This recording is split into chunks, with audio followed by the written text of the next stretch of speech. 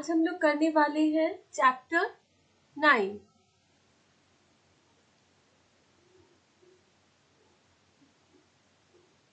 Chapter का नाम है तिर्यक रेखा और मध्य बिंदु युक्त प्रमेय।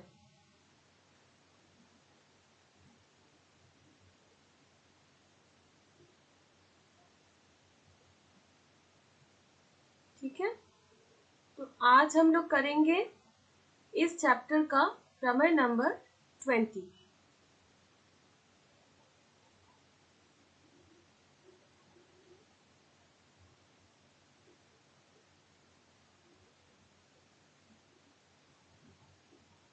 तो सबसे पहले हम लोग प्रमेय का स्टेटमेंट पढ़ के देख लेते हैं।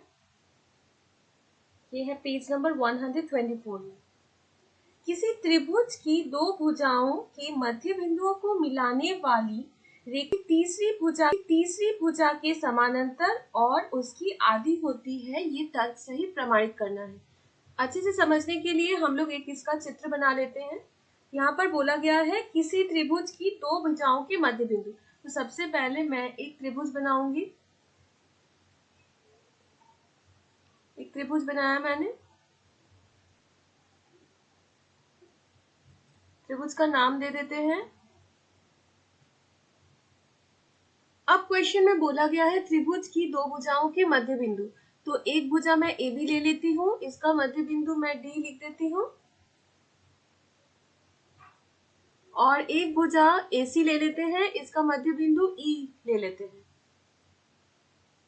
ठीक है, दोनों भुजाओं के मध्य बिंदु को मिलाने वाली जो रेखाखंड है, मतलब ये जो डीई लाइन है, ये तीसरी भुजा, अब ये दोनों भुजा तो हो गया, अब तीसरी भुजा बीसी बचा।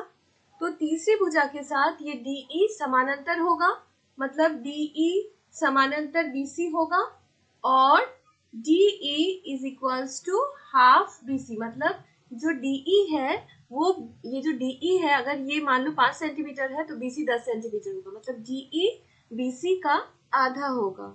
क्लियर? तो सबसे पहले चलो देख लेते हैं जो हम लोग प्रमेय में करते हैं। दिया गया है first step,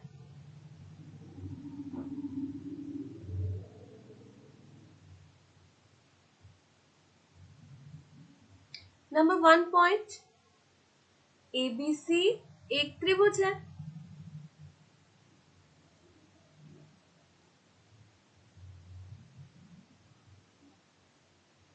number 2 point D और ई, ए बी और ए सी का मध्य बिंदु है।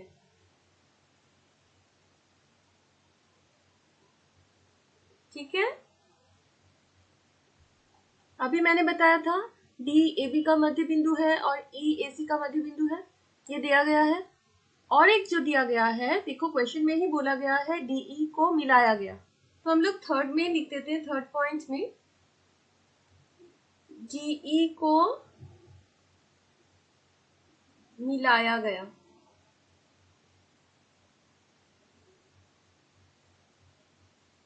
ठीक है,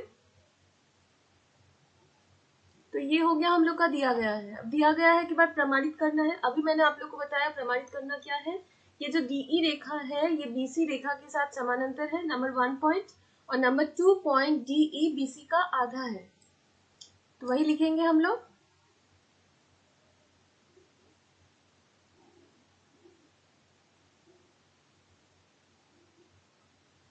प्रमाणित करना है। नंबर 1 डीई समानांतर बीसी, और number 2 DE is equals to half BC. Clear? Next है हम लोगों का रचना।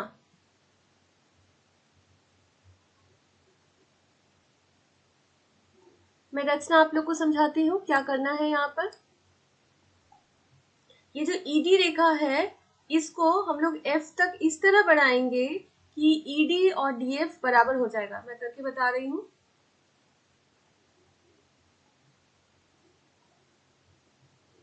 ये जो ED है देखो, इसको मैंने बढ़ा दिया F तक, इस तरह से बढ़ाया कि ये जो ED है और ये जो DF है दोनों इक्वल होना चाहिए। क्लियर? और उसके बाद हम लोग क्या करेंगे, हम लोग ये जो BF है इसको मिला देंगे। ठीक है, तो मैंने क्या किया, मैंने ये ED को F तक इस तरह बढ़ाया कि ED और DF इक्वल हो जाए, और उसके बाद B और F को मिला दिए। तो यही लिखेंगे हम लोग।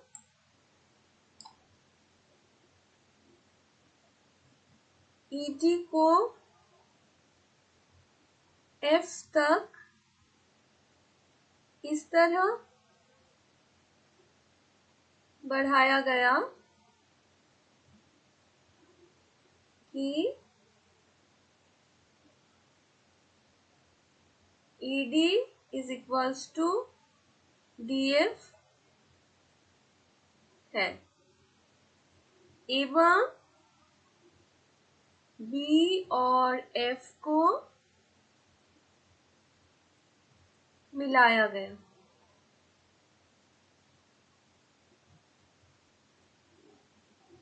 Clear? A very most important part वो है आप लोगों का प्रमाण।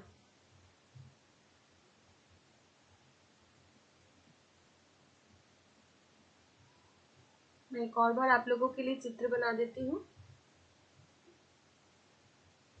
ये है हम लोगों का ABC, ये D है और ये E है। उसके बाद ED को बढ़ाया गया F तक इस तरह और BF को मिला दिया गया। ठीक है, एक मिनट, थोड़ा सा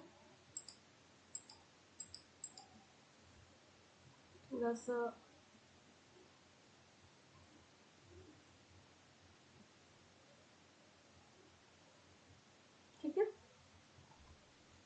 अच्छा, हम लोगों का काम है, ये देखो आप लोग को दो त्रिभुज दिख रहा होगा, ADE और BDF। ये दोनों त्रिभुजों को हम लोग सर्वांशम प्रूफ करेंगे। तो लिखते हैं त्रिभुज ADE एवं त्रिभुज BDF में नंबर 1 पॉइंट, आप लोग देखो ये जो DE है इस त्रिभुज का और इस त्रिभुज का देखो जो DF है ये इक्वल है। अभी मैंने रचना में किया है तो वही लिखेंगे, DE is equals to DF और ब्रैकेट में आप लोग कारण लिखोगी जो बहुत जरूरी है, रचना से। क्लियर? नंबर 2 पॉइंट, देखो ये वाला जो कोण है और ये वाला जो कोण है ये दोनों इक्वल होगा। आप लोग क्लास 8 में पढ़ी थी, इसे कहते हैं सम्मुख कोण। सम्मुख कोण हमेशा बराबर होते हैं। तो इस कोण का नाम क्या है, इस त्रिभुज में इस कोण का नाम है ADE। तो angle ADE is equals to, इस कोण का नाम है BDF is equals to angle BDF और ब्रैकेट में कारण लिख दोगी सम्मुख कोण।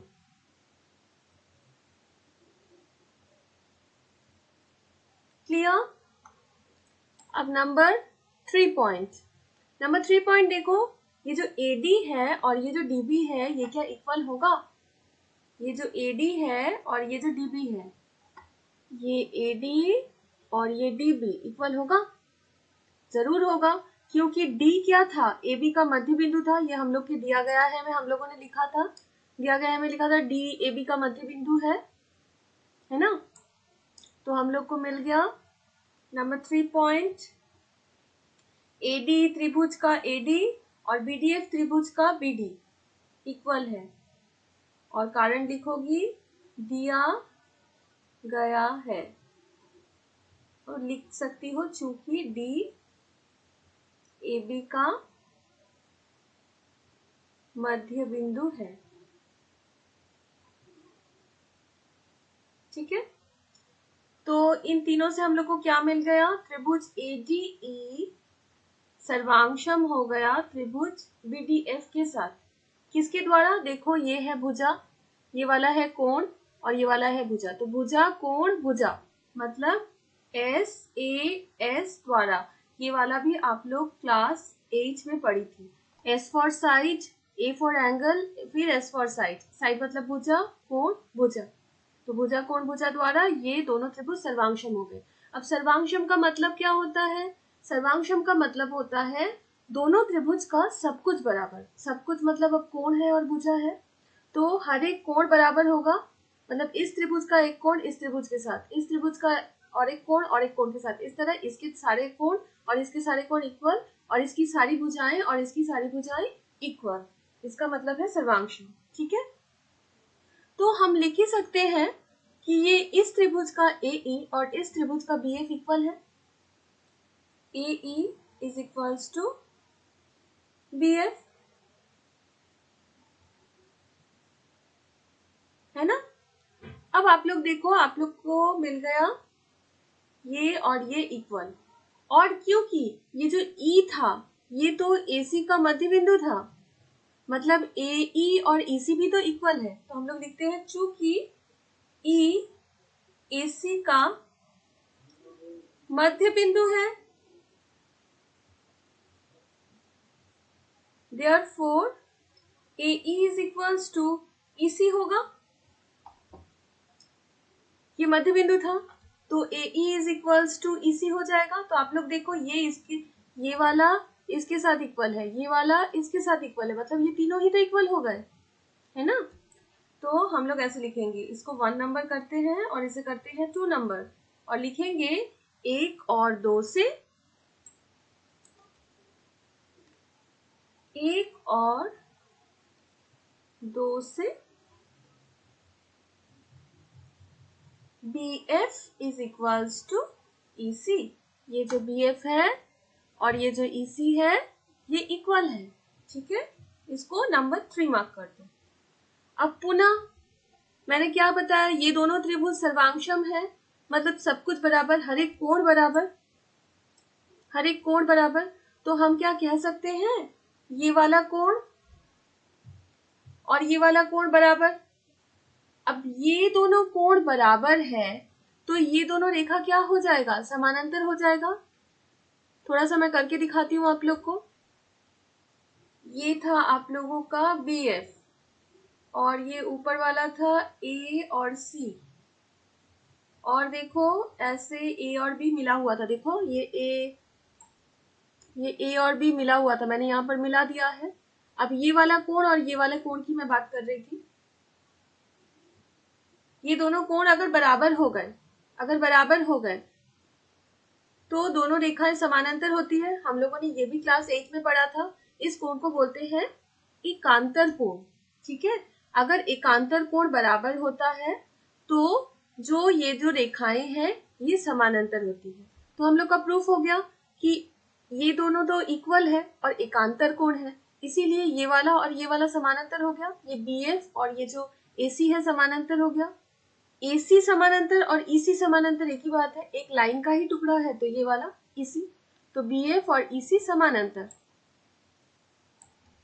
नेक्स्ट आप लोग लिखोगी एंगल, पुनः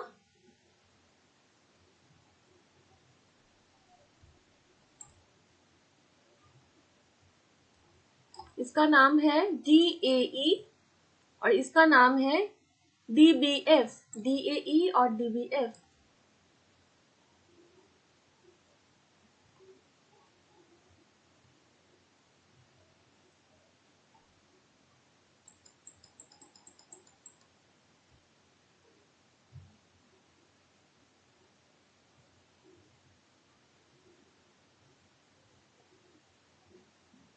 DBF चूंकि ये एकांतर कोण है,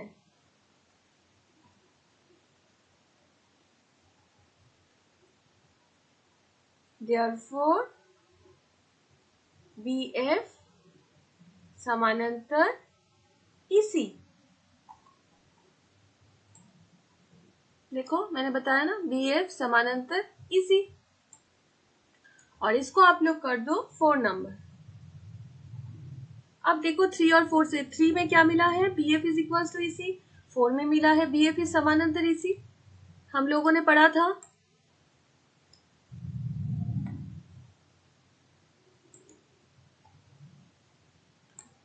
हम लोगों ने पढ़ा था, अगर एक चतुर्भुज, देखो अगर आप लोग बी एफ ई सी एक चतुर्भुज लेती हो, इसकी आमने सामने की भुजा जो बी एफ और जो ई सी है ये बराबर भी है और समानांतर भी है, तो ये किस तरह का चतुर्भुज बन जाएगा?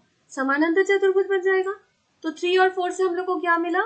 3 और 4 से मिला, 3 और 4 से बी एफ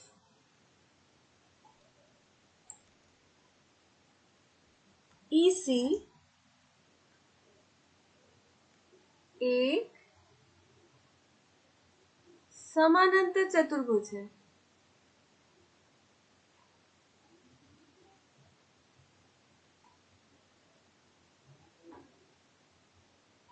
देखो मैं एक और बार बना दे रही हूँ आप लोगों के लिए।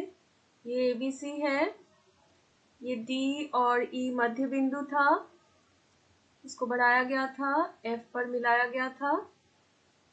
अब देखो ये बी एफ और ई सी इक्वल भी है, समानांतर भी है, तो बी एफ ई सी एक समानांतर चतुर्भुज हो गया। अब समानांतर चतुर्भुज हो गया तो इसकी और भी एक जोड़ी भुजा है, देखो ये बी सी और ये जो एफ ई है ये क्या हो जाएगा? बराबर होगा और समानांतर भी होगा।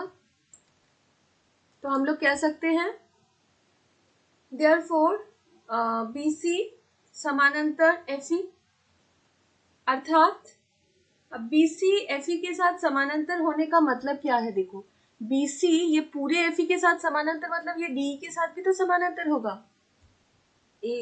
दो रेखाएं इस तरह से समानांतर है, तो अगर मैं, ये दोनों रेखाएं समानांतर है, अगर मैं थोड़ा सा पोर्शन यूं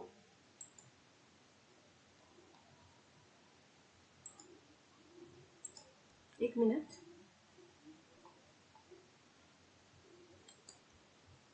दो रेखाएं हैं,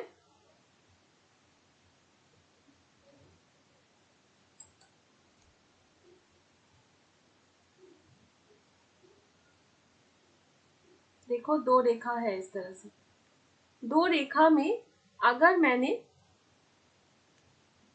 थोड़ा सा इसका पोर्शन मिटा दिया तभी भी तो ये समानांतर ही होगा, है ना? तो अर्थात हम लोग लिख सकते हैं बी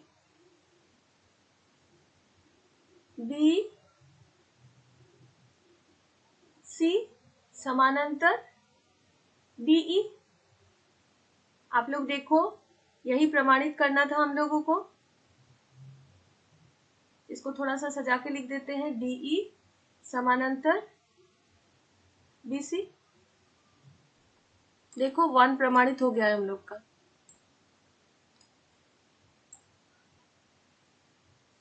देखो 1 नंबर में डीई समानांतर बीसी। अब चलो 2 प्रमाणित करेंगे कि DE is equals to half BC किस तरह से हो रहा है। अभी मैंने आप लोग को बताया कि समानांतर चतुर्भुज की आमने सामने की भुजा समान भी तो होती है, तो मैं करूंगी कि डी एफ और ये जो बीसी है ये दोनों इक्वल होगा। तो लिखते हैं, यहां पर लिख दो 1 प्रमाणित। Next F E is equals to BC. देखो समानांतर चतुर्भुज की आमने सामने की भुजा समान। अब देखो एफ ई को हम लोग तोड़ सकते हैं ना, एफ डी प्लस डीई। देखो एफ डी प्लस डीई तो तोड़ देते हैं, F D plus DE is equals to वही बीसी। अब आप लोग देखो रचना में हम लोगों ने क्या कहा था कि ये दोनों इक्वल है।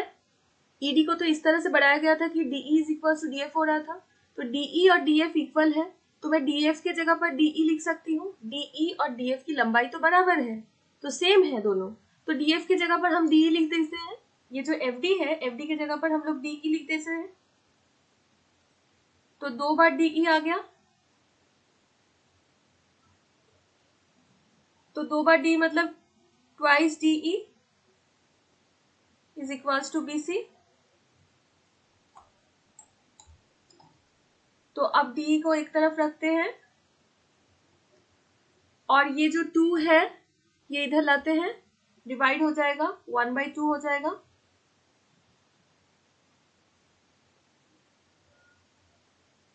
तो देखो हम लोगों का 2 भी प्रमाणित हो गया।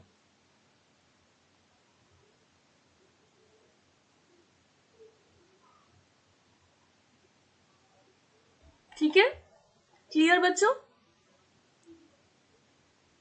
तो ये था हम लोगों का आज का प्रमेय, प्रमेय नंबर 20। इंपॉर्टेंट प्रमेय है, अच्छे से आप लोग इसको घर में तैयार कीजिए। मेरे नेक्स्ट वीडियो में मैं इस चैप्टर का एक और प्रमेय आप लोग को पढ़ाऊंगी। Thank you.